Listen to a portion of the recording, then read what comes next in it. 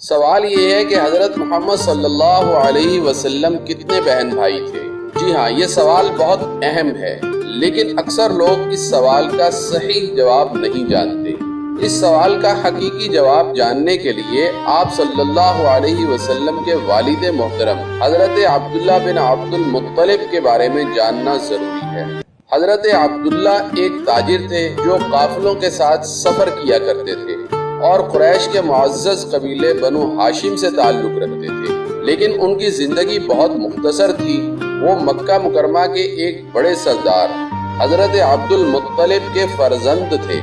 حضرت عبداللہ جوانی میں ہی یعنی 25 سال کی عمر میں ہی ایک تجارتی سفر کے دوران مدینہ منورہ میں بیمار ہوئے اور وہیں انتقال کر گئے، اور اس وقت آپ صلی اللہ علیہ وسلم ابھی پیدا بھی نہیں ہوئے تھے۔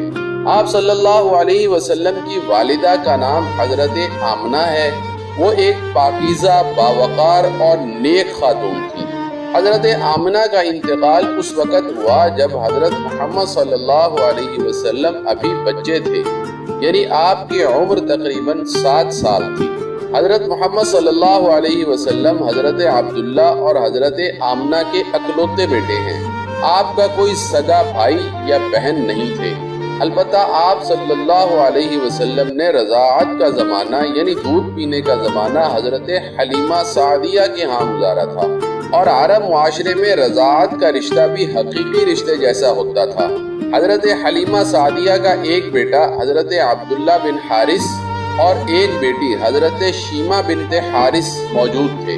یوں جناب رسول اللہ صلی اللہ علیہ وسلم کا ایک رضاعی بھائی اور ایک رضاعی بہن تھے۔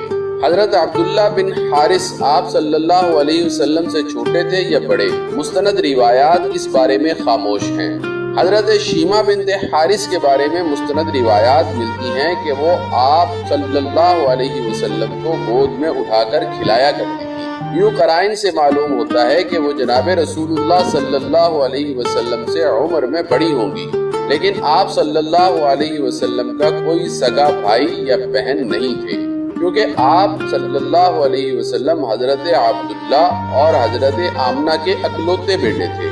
اگر آپ کو یہ ویڈیو پسند آئی ہو تو اسے لائک اور شیئر ضرور کریں، اور نبی کریم صلی اللہ علیہ وسلم سے محبت میں ایک بار درود شریف ضرور کریں۔